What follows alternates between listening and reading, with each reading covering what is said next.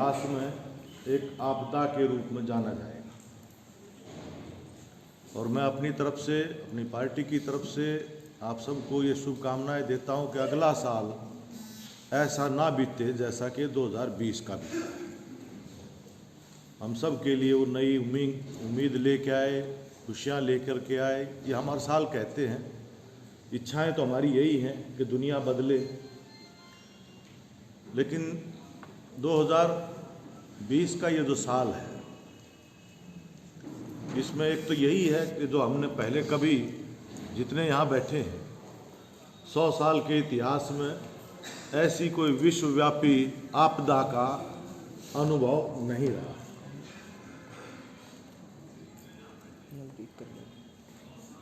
इतना है।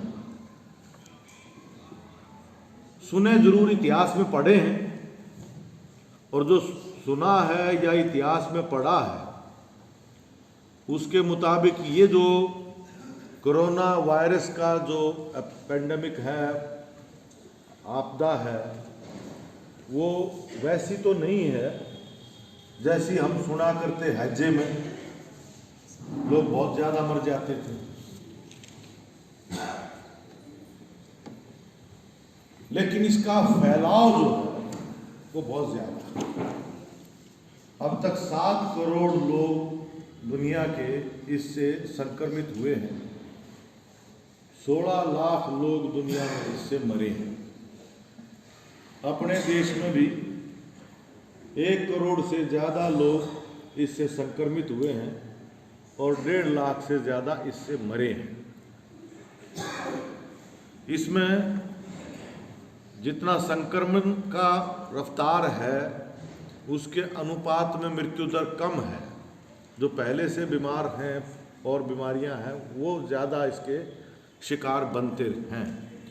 इसलिए जितना ये लंबा चलता गया है, धीरे धीरे आम लोगों में ये भी चला गया है कुछ नहीं, आपदा है।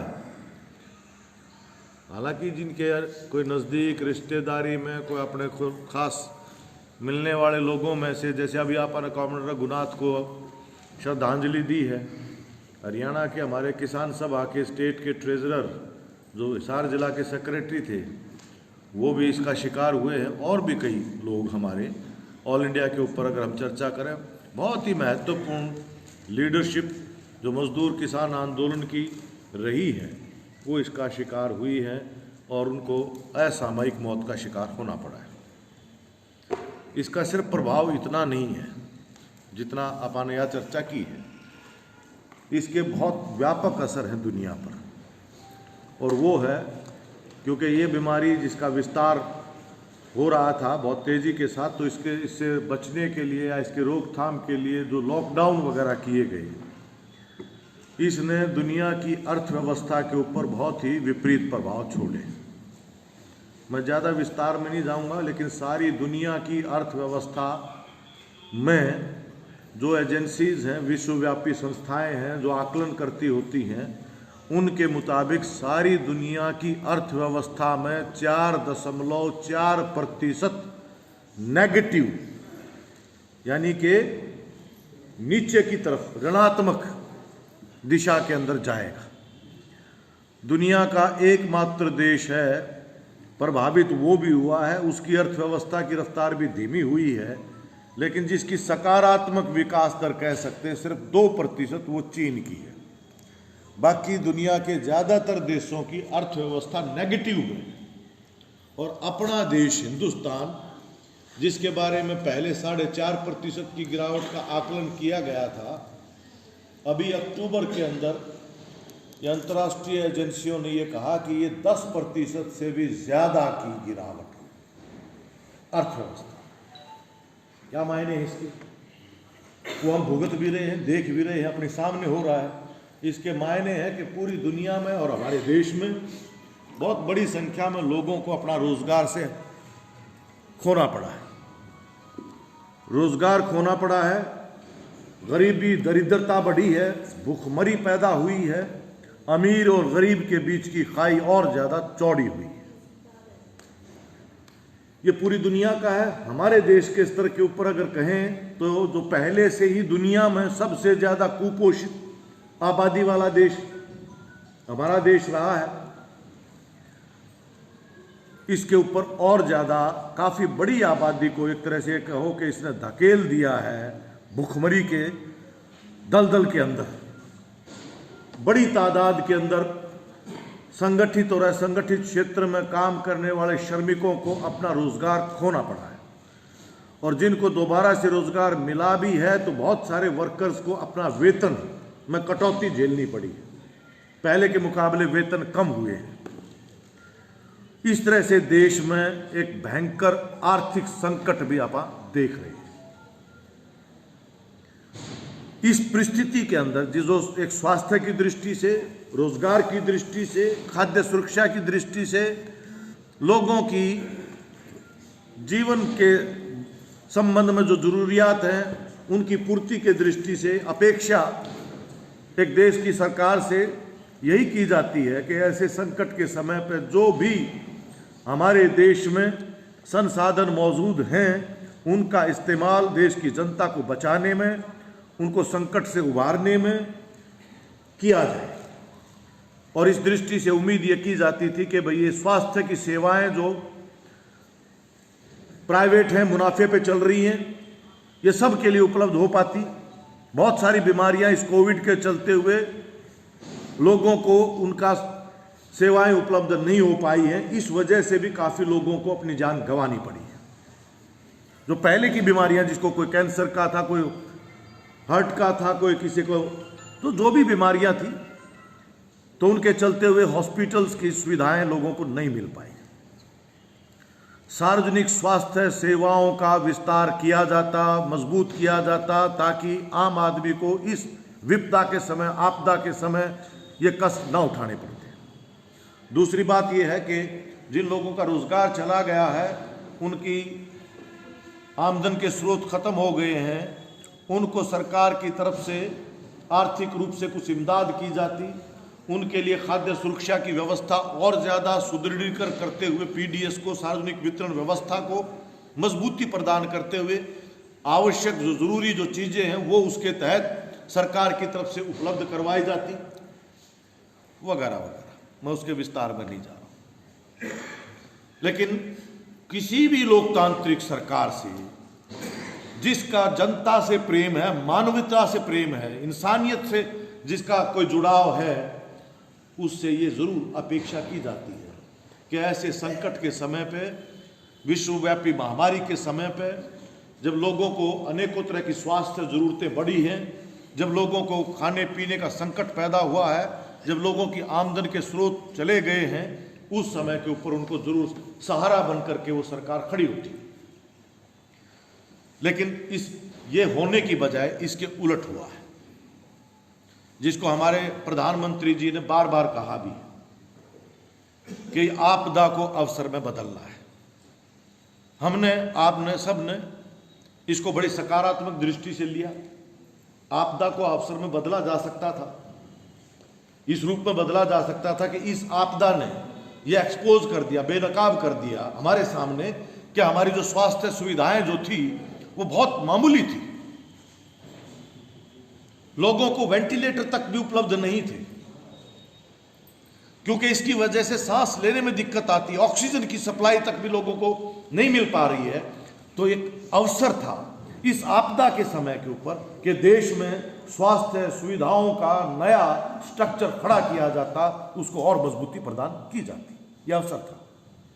इसने अवसर प्रदान किया कि जब हमारे देश के करोड़ों करोड़ मजदूर जो असंगठित क्षेत्र में काम करते हैं, जो अपने राज्य से दूसरे राज्यों में काम कर रहे हैं, जिनका काम आपने बंद कर दिया है, ऐसे समय के ऊपर वो बेसहारा, उनके पास न रहने की जगह है, न उनके पास कोई राशन कार्ड है, तो ऐसे समय के ऊपर ये इस आपदा ने एक अवसर प्रदान किया कि यूनिवर्सल, सबके लिए, कोई कहीं रहता हो हिंदुस्तान के अंदर, हर किसी को खाद्य सुरक्षा की व्यवस्था होगी। ये नहीं देखा जाएगा कि इसके पास कार्ड है, कौन सा है, पीला है, गुलाबी है, क्या है, नहीं है। हिंदुस्तान का नागरिक है, इंसान है, कम से कम ये मान लो उसको ये जरूरत है। ये तो इस तरह से सार्वजनिक क्षेत्र के तहत, सार्वजनिक वितरण व्यवस्था के तहत इसको और मजबूत किया जाता। आपदा के तहत एक अवसर था, मिलना चाहिए था। आवास की व्यवस्था बहुत बड़ी तादाद के अंदर आपने कह दिया कि जो जहां है वही रहेगा, आइसोलेशन में रह जाओ, बाहर ना निकलो। लेकिन एक एक कमरे में 8-8, 12-12 मजदूर जो शिफ्टों में रहते हैं, सुबह की शिफ्ट में दिन में कोई काम कर रहा है तो रात वाली शिफ्ट वाले उस कमरे में, रात में जो काम कर रहा है तो दिन में वो यहाँ है, और जब ये बंद हो गया तो रात और दिन वाले दोनों उस कमरे के अंदर है। टॉयलेट नहीं है, बाथरूम नहीं है, तो कैसे? और ये छोटी तादाद नहीं है। तो ये जो आवास की व्यवस्था जो हम ट्रेड यूनियन के लेवल पर काम करते थे कि स्थान जो काम करने का है वहां पर ही मजदूरों के लिए आवास की व्यवस्था क्यों ना की जाए।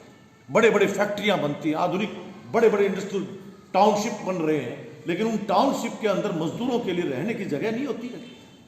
ये आपदा ने आपके सामने बेनकाब किया कि ये कितना अमानवीय था, ये बदला जा सकता था। तो ये आपदा में एक अवसर बनता था, लेकिन इस अवसर को दूसरी दिशा में भुनाया गया और बहुत बड़े जो हमारे कहो के नीति निर्धारक लोग हैं, उन्होंने ये कहा कि ये मौका चूकना नहीं चाहिए। और वो किसके लिए? वो नीति निर्धारण बड़ी कॉरपोरेट्स के लिए, बड़ी पूंजी के लिए, जिसमें कहता है कि बहादुरी का बोल्ड एक इस समय के ऊपर स्टेप लेने की जरूरत है। ये है वो आपदा में अवसर को किन के लिए, जिसको नाम तो दिया जा रहा आर्थिक सुधार के एजेंडे को और आगे बढ़ाया जाए, नाम आर्थिक सुधार का है। और उसके तहत हम ये देखा कि जिस समय लोगों को यह कहा गया कि विश्वव्यापी महामारी है, लॉकडाउन है, घरों से मत निकलो वगैरह वगैरह, उसी समय के ऊपर कि लोग अब इसका प्रतिरोध नहीं कर पाएंगे, इसलिए आप अध्यादेश लेकर के आ जाते हैं। इस देश की रीढ़ है खेती बाड़ी, 60% आबादी का गुजर बसर खेती के ऊपर करता है। उस खेती की व्यवस्था के अंदर बुनियादी परिवर्तन के 3 अध्यादेश सरकार लेकर के आती है, जबकि और ये जो अध्यादेश लाना है इस आपदा के समय पर, यह हिंदुस्तान के संविधान की भी अवहेलना करता है। हिंदुस्तान के संविधान के अंदर एक व्यवस्था है जिसको हम बोलते हैं एक संघीय देश है, हमारा राज्यों का संघ है। उसमें कुछ विषय ऐसे हैं जो राज्यों से संबंधित है, राज्य ही उससे के बारे में कानून बना सकते हैं। कुछ विषय ऐसे हैं जो सिर्फ केंद्र से संबंधित हैं, केंद्र सरकार ही उनके बारे में कानून बना सकती है। कुछ विषय ऐसे हैं जिनको हम समवर्ती बोलते हैं, राज्य और केंद्र दोनों को अधिकार होता है। कृषि का क्षेत्र वो राज्यों का विषय है, ना राज्यों से पूछा गया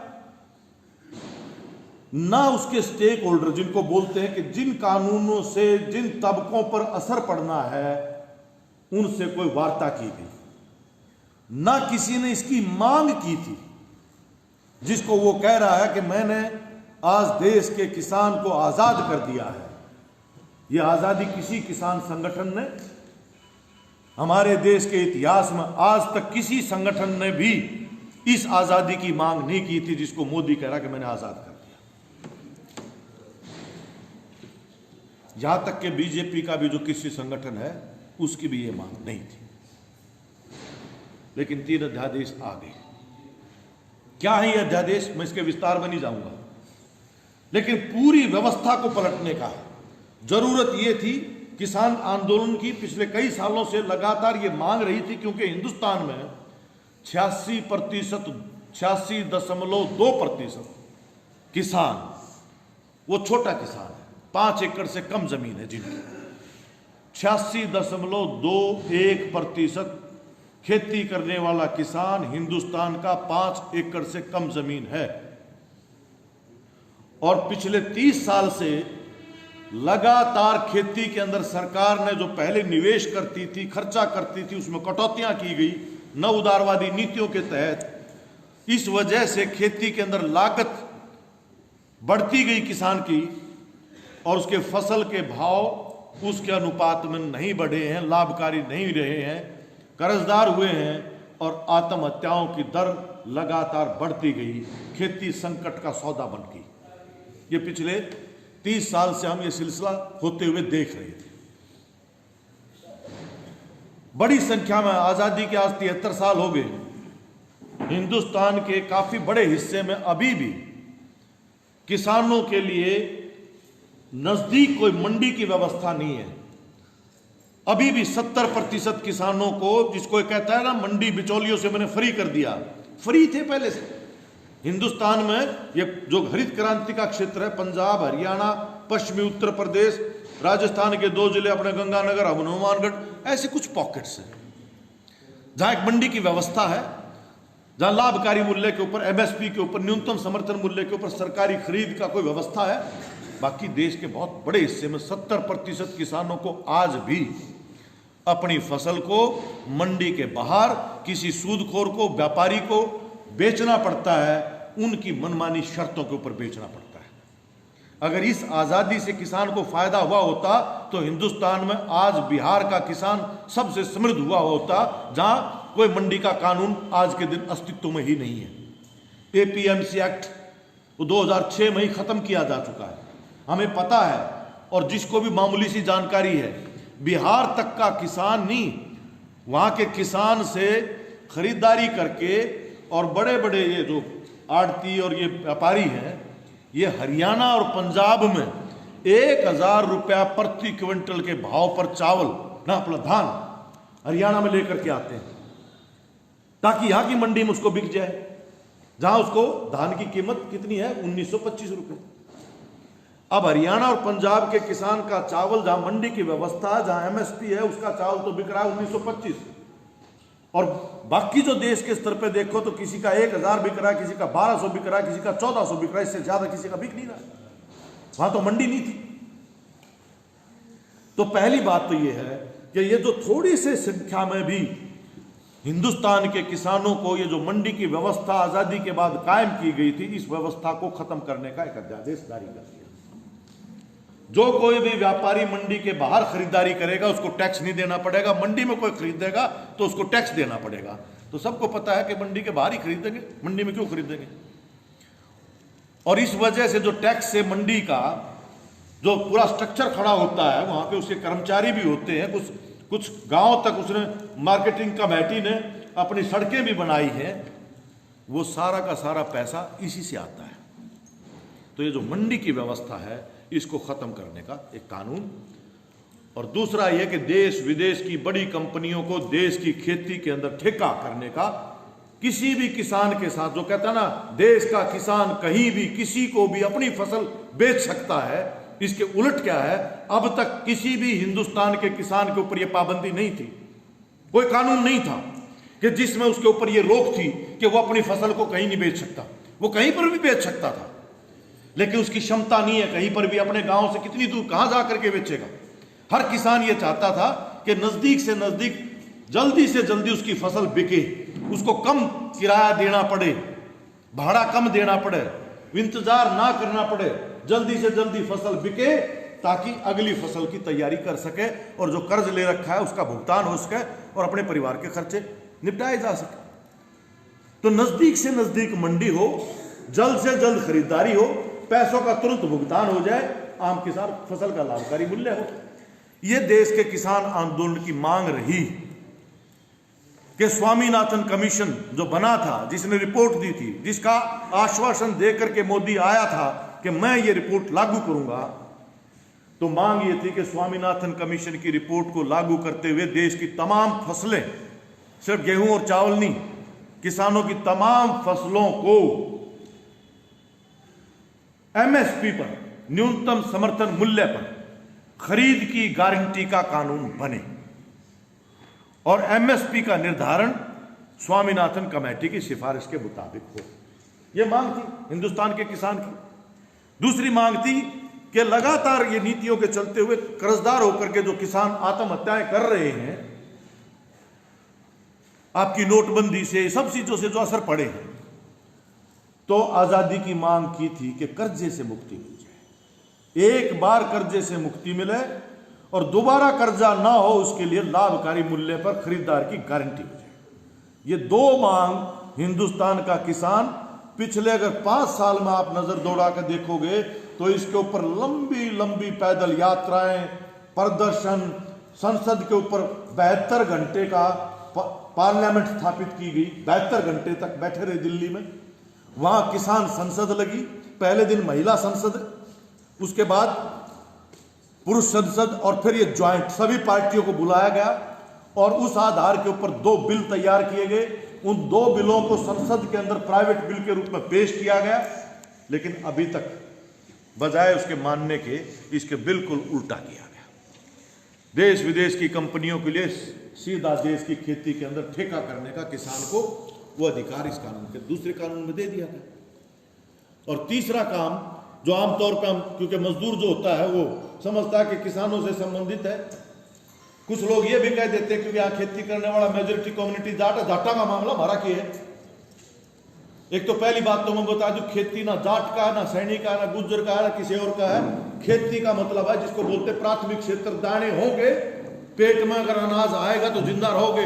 अन्न के बगैर इंसान जिंदा नहीं रह सकता, इसलिए खेती हर इंसान की जरूरत है। अगर खेती में पैदावार नहीं होगा तो कोई सस्टेन नहीं कर सकता, इसलिए खेती के प्रति हर किसी का सरोकार बन जाता है। लेकिन तीसरा कानून तो खास तौर पे है, और ये तीनों को अगर मिला करके देखोगे, तीसरा कानून क्या, आवश्यक वस्तु अधिनियम बना था देश के स्तर पे एक समय पे कि कोई भी व्यापारी, निजी कंपनी हिंदुस्तान के अंदर कुछ जरूरी चीजें जिसमें अनाज है, दाल है, सब्जियां हैं, इनका एक सीमा से ज्यादा भंडारण नहीं कर सकता, क्योंकि उससे कालाबाजारी होती है।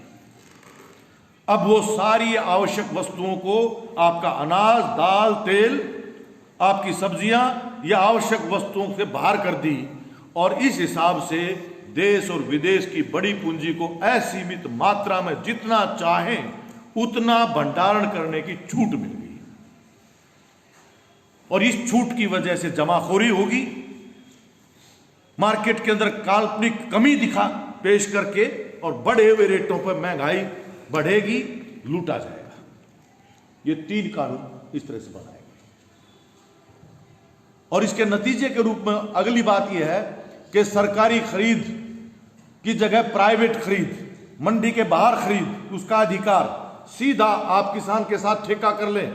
उसके लिए गोदाम बनने लग रहे हैं गुपचुप तरीके से। हमारे हरियाणा में ही अडानी ने, आई होगी, आपने पढ़ी भी होगी, पानीपत जिले का न्योलथा गांव है, जोंधन कला गांव है, मुडलाना है, चिडाना है, यहां पर सैकड़ों एकड़ जमीन अडानी ने, कृषि योग्य भूमि जमीन खरीदी लोगों को झूठ बोल करके, और उस जमीन को ये 3 अध्यादेश आने से पहले हरियाणा की बीजेपी जेजेपी सरकार ने चेंज ऑफ लैंड यूज, जमीन का प्रयोग बदलने का अधिकार, इजाजत, परमिशन दे दी 7 मई को। अध्यादेश आते हैं 5 जून को, और उसके ऊपर बड़े गोदाम बनने लग रहे हैं भंडारण के। पहले से तैयारियां हो रही हैं। यह है नेक्सस, यह है गठबंधन, गठजोड़ बड़ी पूंजी का बीजेपी के बीच का, कि वो अपनी तैयारियों पर लगे हैं और उनकी जरूरतों की पूर्ति के लिए कोरोना की महामारी के अवसर को, आपदा के अवसर को बदला गया है उनके हित में। तो क्या होगा, सरकारी खरीद बंद, सरकारी भंडारण बंद, एफसीआई के गोदाम प्राइवेट, अभी भी कुछ आउटसोर्सिंग की गई है।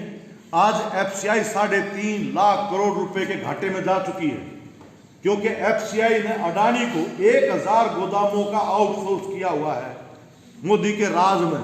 इसके चलते हुए वो एफसीआई जो एक समय के ऊपर देश का अकेला सबसे ज्यादा अनाज का भंडारण करता था, मोदी के राज में वो आज इतना ज्यादा घाटे में चला गया, 3.5 लाख करोड़ रुपए का आज घाटा है।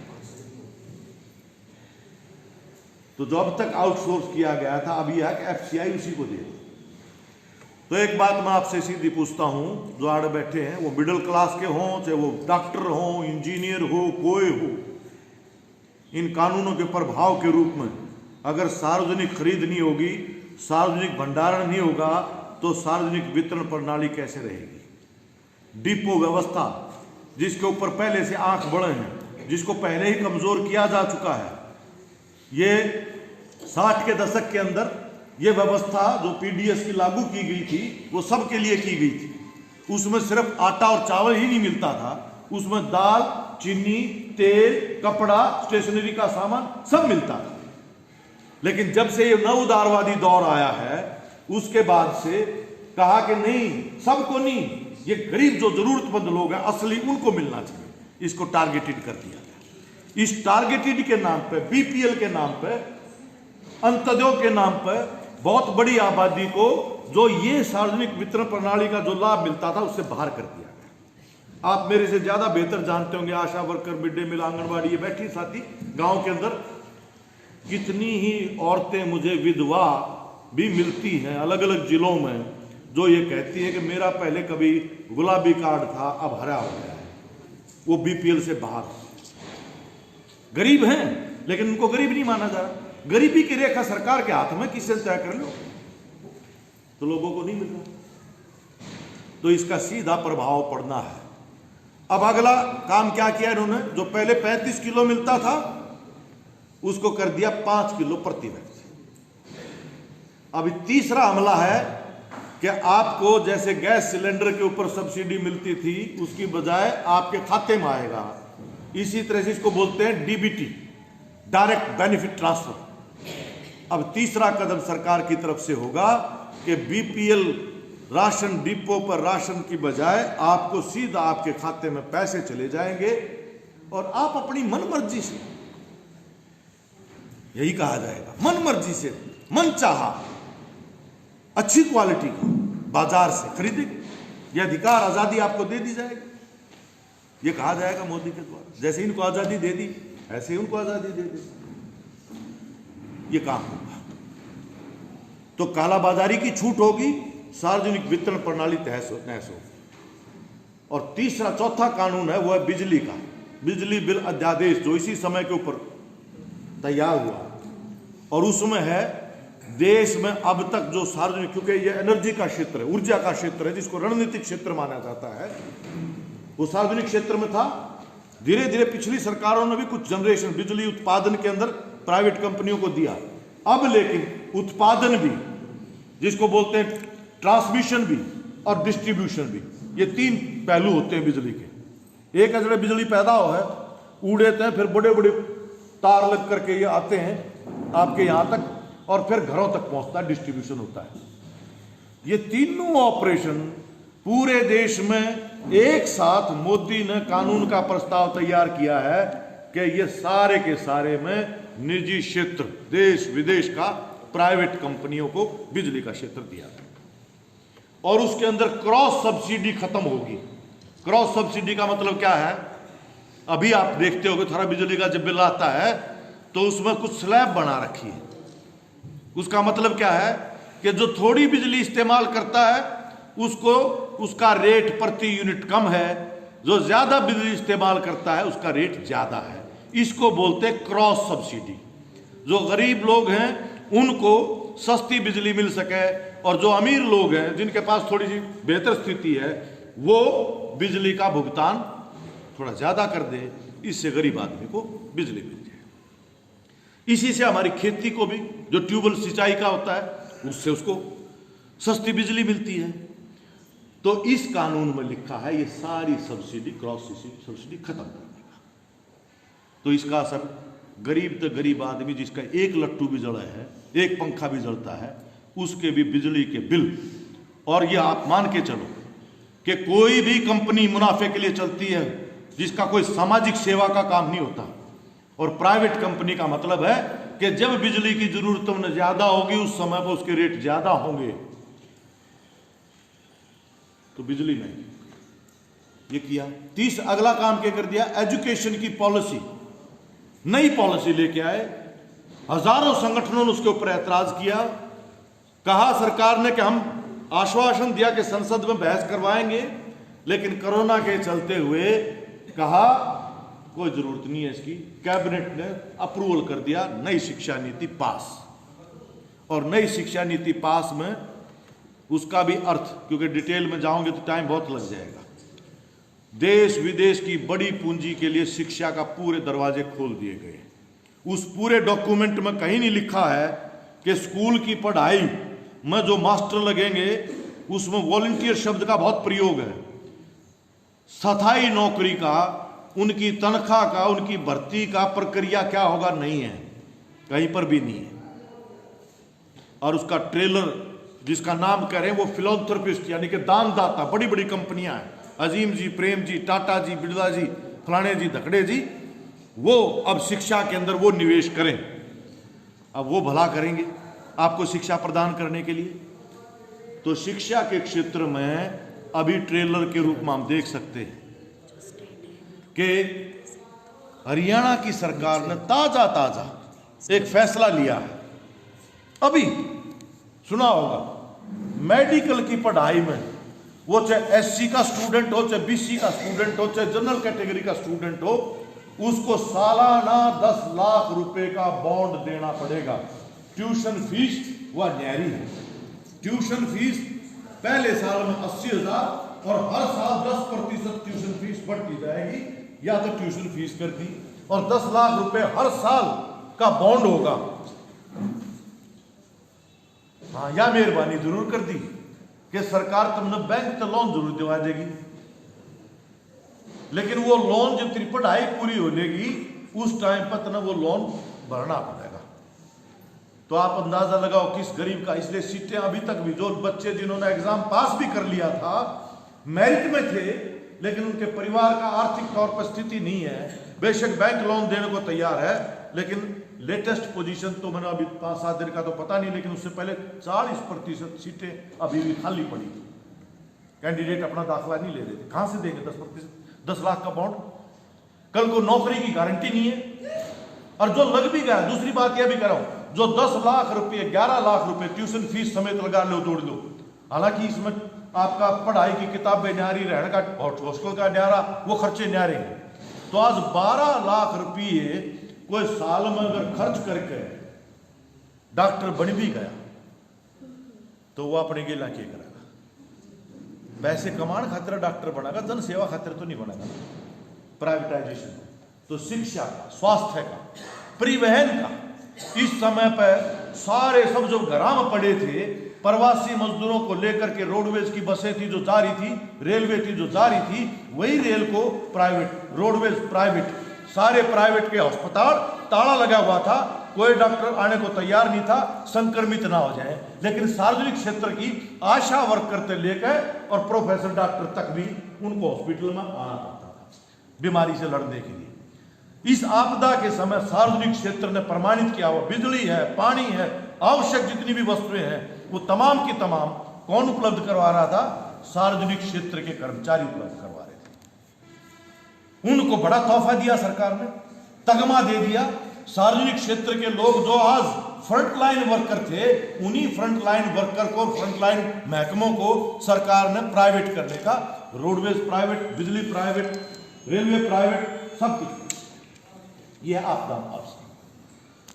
और एक तो पहले है तो लोगों की नौकरी गई, खेती पहले है तो संकट में था, गुस्सा लगातार बढ़ता जा रहा था। अब तक मोदी की सरकार जो भी लगा लो, मीडिया और सारा प्रचार में वाह वाह वाह वाह वाह, मारे जिसे भी कई मैंने देखा अपने मजदूरा माते भी कहते भाई मोदी जी ज्यादा प्रधानमंत्री है नहीं। गुग्गा चढ़ा रखी थी, कमाल कर दिया, बोले 370 खत्म कर दी, राम का मंदिर बना दिया। बताओ घंटे नौकरी है नहीं, बालका की पढ़ाई नहीं है, खेती उजड़न लग रही है, और तमाम के तमाम आज निजीकरण क्षेत्रों का किया जा रहा है। ऐसी स्थिति के अंदर के था 370 टक्का बेरा नहीं है उसको, लेकिन पूरा टेलीविजन आ रहा है, प्रचार हो रहा है, आम आदमी का कोई कसूर नहीं है। इस समय के ऊपर यह जो आंदोलन आज खड़ा हुआ है किसानों का, जो पहले से संकट में था, मांग कुछ और थी, किया उल्टा है, जड़े के ऊपर नमक छिड़कने का सरकार ने काम किया।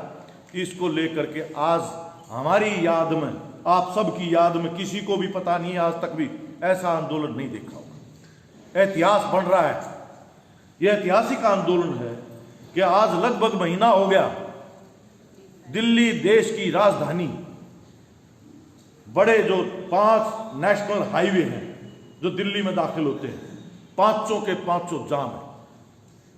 उसके अलावा भी ढासा बॉर्डर बंद है, 6 मेजर मुख्य जो मार्ग हैं दिल्ली राजधानी के, आज उनके ऊपर किसान बैठा है। उनको अपने देश की राजधानी में उन्होंने परमिशन मांगी थी, नहीं दी गई।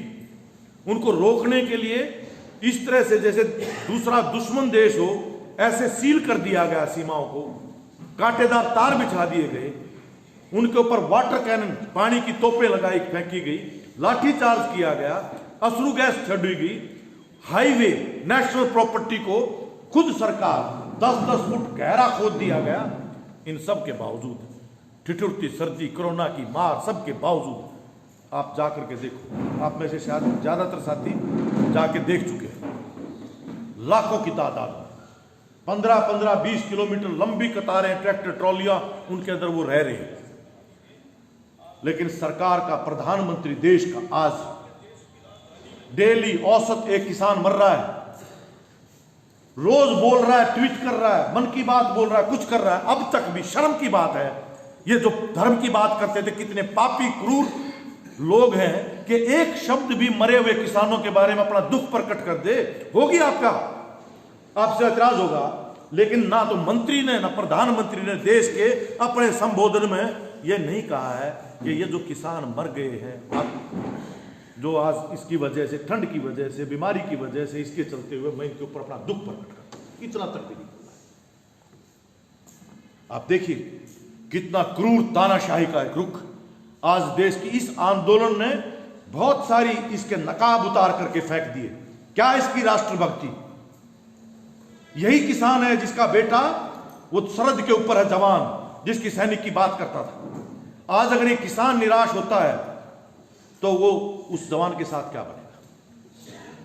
तो जवान और किसान हिंदुस्तान के सबसे ज्यादा पंजाब और हिंदुस्तान ना हरियाणा के लोग हैं जो फौज के अंदर काम करते हैं, अनुपात में आबादी के हिसाब से। और रत्ती भर भी रहम नहीं। देश और किसको देश कहेंगे? देश की जनता है। सारा ट्रेड यूनियन 26 तारीख की हड़ताल, पूरे देश में आपा मजदूर और किसान एक साथ सड़कों पर है। हमारे कानून उसी समय, जिस समय पर कृषि कानून पास किए गए, विरोध के बावजूद देश के इतिहास में पहली बार ऐसा हुआ कि संसद में एमपी मांग कर रहे हैं कि इसके ऊपर डिवीजन होना चाहिए, वोट पड़नी चाहिए, लेकिन वोट नहीं पड़नी चाहिए, और ऐलान कर दिया गया कानून पास। इसके विरोध में सारे विपक्ष ने बायकॉट कर दिया संसद का। इस मौके का फायदा उठा के अगले ही दिन हमारे मजदूरों के जो कानून थे वो रद्दी की टोकरी में, कोड बिल के नाम के ऊपर सारे के सारे कानून एक बार में थोक में खत्म कर दिए। और इसी कोरोना की आड़ में बीजेपी की, यूपी की सरकार हो, कर्नाटका की हो, मध्य प्रदेश की, गुजरात की, किस कौन सी नहीं है जिसने कह दिया कि आपके 8 घंटे के 12 घंटे आपको डबल नहीं मिलेगा वेतन, ओवर टाइम नहीं मिलेगा। ये सारे शर्म कानून, यानी कि जितना निचोड़ सको इनको निचोड़ो, छूट है, ये कानून बना दिया। तो हमारी लड़ाई, किसान की, मजदूर की लड़ाई आज या देश को बचाने की लड़ाई, देश की खाद्य सुरक्षा, देश की आत्मनिर्भरता और देश की संवैधानिक लोकतांत्रिक व्यवस्था को बचाए रखने की लड़ाई। अगर ये आंदोलन भी आज, जिसमें इतनी बड़ी शिरकत है, ऐतिहासिक है, कभी देखी नहीं गई है, जिसको इतना बड़ा समर्थन मिल रहा है, उसके बावजूद भी देश का प्रधानमंत्री अभी तक भी यही कह रहा है कि बरगलाए हुए हैं, विपक्ष के बहकाए हुए हैं, इनके कंधों के ऊपर बंदूकें फोड़ी जा रही हैं, वगैरह वगैरह। ये नकली हैं, ये खालिस्तानी हैं, ये आतंकवादी हैं, ये टुकड़े टुकड़े गैंग हैं, वगैरह वगैरह, क्या क्या नहीं कहा। हरियाणा के अंदर बीजेपी के लोग रैलियां कर रहे हैं, मुख्यमंत्री रैली कर रहा है एसवाईएल के मुद्दे पर, ताकि हरियाणा और पंजाब के बीच में विभाजन पैदा करें। आज बड़ी एसवाईएल याद आ गई। तो किस तरह से इनकी जो राजनीति हमेशा जो रही है, डिवाइड एंड रूल, लोगों के बीच में फूट डालो, धर्म के नाम पे, जात के नाम पे, भाषा के नाम पे, इलाके के नाम पे, वो आज खुल करके आ गए। सारी तिकड़म फेल हो रही है अब तक सरकार की, जो भी मोदी की सरकार कर रही है अब तक, सब के बावजूद भी रोज संख्या बढ़ती जा रही है। पहले 2 मोर्चों पर थे, फिर 3 पर हुआ, फिर 4 पर हुआ, फिर 5 पर हुआ, फिर 6 पर हो गया। आज 6 मोर्चों के ऊपर जमे हुए हैं, रोज तादाद बढ़ती जा रही है। और राष्ट्रीय स्तर के एक्शन है। कल से 3 दिन पूरे टोल प्लाजा फ्री होंगे हरियाणा में। पंजाब में 2 महीने से ज्यादा हो चुका टोल प्लाजा फ्री है। जियो का बायकॉट किया जा रहा है। ये जुड़ गया, लोगों के दिमाग में आ गया कि ये बिचौलिए मोदी कह ना खत्म कर दिए। आज मोदी तो बड़ा बिचौला कोई नहीं है, टाटा बिरला का एकमात्र बिचौलिया है मोदी, जो उनके लिए कर रहा है। इसलिए किसान संगठनों ने हम सब से अपील की है कि हम जियो का बायकॉट करें। अडानी अंबानी की जो जितनी वस्तु है, फॉर्चून तेल वेल लेने बंद कर दो, पहचान करो किस किस की क्या क्या है। रिलायंस के कोई कई गोदाम है, कोई मॉल है, जगह जगह लोग बैठे धरना लेकर रोज ये आह्वान हो रहे हैं। तो मैं काफी समय लिया है, लेकिन ये ऐतिहासिक क्षण है और ये हमें मान लेना चाहिए। ये बिल्कुल, अगर ये आंदोलन को पीट पाया ये मोदी सरकार, तो हिंदुस्तान के लिए बड़ा ही अंधकार का समय होगा। किसी एक किसान के लिए नहीं कह रहा, हर किसी के लिए, महिला हो, पुरुष हो, मजदूर हो, कोई भी हो, एक पूरा शिकंजा जिस तरह से आज तमाम संविधान की मर्यादाओं को लांघ करके, संवैधानिक व्यवस्था को तोड़ करके सुप्रीम कोर्ट रखायल बन चुका है, पूरी तरह से न्याय नहीं कर पा रहा है, उसके पास समय नहीं है ऐसे मसलों के लिए। तो ऐसी स्थिति में हमारे सामने है। ऐसे में मुझे इस बात का फक्र है कि हमारे साथियों ने, हरियाणा में खास तौर पे ट्रेड यूनियन के साथियों ने, वो अपनी जो चेतना है, समझ है, उसके तहत 26 तारीख की हड़ताल से लेकर के और आज तक उन्होंने हर मोर्चे के ऊपर एक बार नहीं अनेकों बार किसानों के साथ कंधे से कंधा मिला करके मोर्चों के ऊपर लड़ाई लड़ी है, हर तरह से मदद की है, किसान आंदोलन के कार्यकर्ता के रूप में काम किया है। यह हमारे लिए फक्र की बात है। लेकिन हमने ये चर्चा की है, जिसके बारे में जय भगवान आपके सामने रखेंगे, कि यह आंदोलन तय है, लंबा चलेगा और किसान तैयार है। आप किसी बॉर्डर पर चले जाओ, किसानों से बात करो, वो यही कहते हैं कोई परवाह नहीं है, कितना भी लंबा चलियो, तैयारी पूरी करके आए। कुछ तो ये भी कहते हैं अच्छा लंबा चले तो सारे देश में, आज जो हरियाणा, पंजाब और आसपास के राज्यों में, सारे देश में मोदी को लोगों के बीच में जाएंगे, रोज कतार बढ़ेगी, आंदोलन बढ़ेगा, तो उनको अभी तक कोई दबाव महसूस नहीं करता किसान। तो लड़ाई लंबी चलेगी, लंबी चलेगी। तो उसमें एक बात साफ है, अभी तक जो बीजेपी करती आई है कि ये जातिगत आधार के ऊपर, सांप्रदायिक आधार के ऊपर जो विभाजन पहले उसने जो खेला है, अभी भी इस कानून के तहत भी बहुत सारे हमारे मजदूर तबके को नहीं पता है क्या लड़ाई किसकी है। मजदूर तबका क्या है, या पूरी अहिरवाटी है। राव साहब, आंदोलन किसानों का वहां कमजोर है, क्यों है? उसके कारण कई सारे। एक तो ये है कि भाई वो जिस तरह का ये इलाका है जहाँ पानी का, एमएसपी का, जो मंडी का जो फायदे उतने नहीं मिलते वहाँ पे। लेकिन एक बीजेपी वाला नीचे नीचे जाटों का आंदोलन है, क्योंकि जाट आरक्षण आंदोलन के दौरान यहाँ विभाजन पैदा हुआ था, उसी को बुनाया जा रहा है।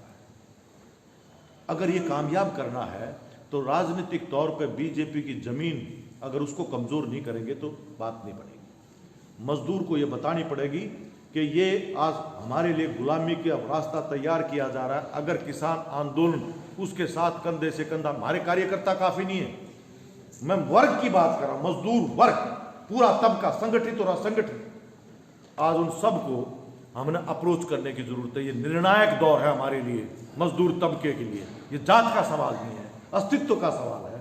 देश में हमारी आत्मनिर्भरता और खाद्य सुरक्षा का मसला है।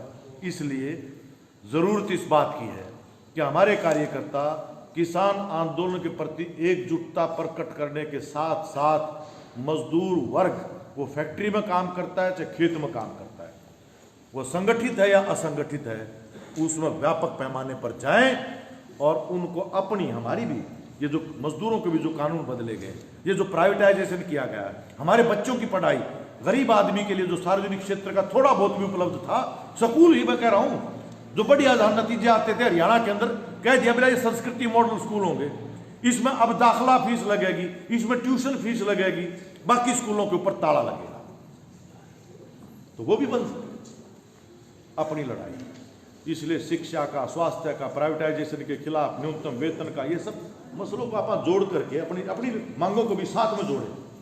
सिर्फ इतना नहीं कि किसान वो तो है, वो मसला हमारा है, जुड़ा हुआ है, सिर्फ किसान का नहीं है, लेकिन साथ में अपने मसलों को भी आप शामिल करते हुए और जन जन तक जाएं और इस लड़ाई को और तेज करें। आज के समय की ये हमारे लिए एक महत्वपूर्ण सबक बन जाता है। कैसे होगा, क्या क्या उसके बारे में हमने चर्चा की है, वो साथी जय भगवान आपके बीच में डिटेल में रखेंगे। लेकिन ये समय ऐसा है कि बहुत सारी व्यस्तताएं, बहुत सारी मजबूरियां, दिक्कतें कुछ भी हो सकती हैं, लेकिन जो इस समय के ऊपर हमने अपनी ऐतिहासिक भूमिका को अदा नहीं किया तो आने वाली जनरेशन हमें कभी माफ नहीं करेगी। बिल्कुल निर्णायक समय है, इसलिए एक एक साथी की जिम्मेदारी ये बनती है कि अपने अपने जिलों में अपनी अपनी यूनियनों के स्तर के ऊपर आपसी तालमेल बना करके इस आंदोलन को आप किसान और मजदूर का आंदोलन के रूप में, मेहनत कर जनता के आंदोलन के रूप में इसको विकसित करें। यह आज की जरूरत है। आपका बहुत बहुत शुक्रिया। इंकलाब जिंदाबाद।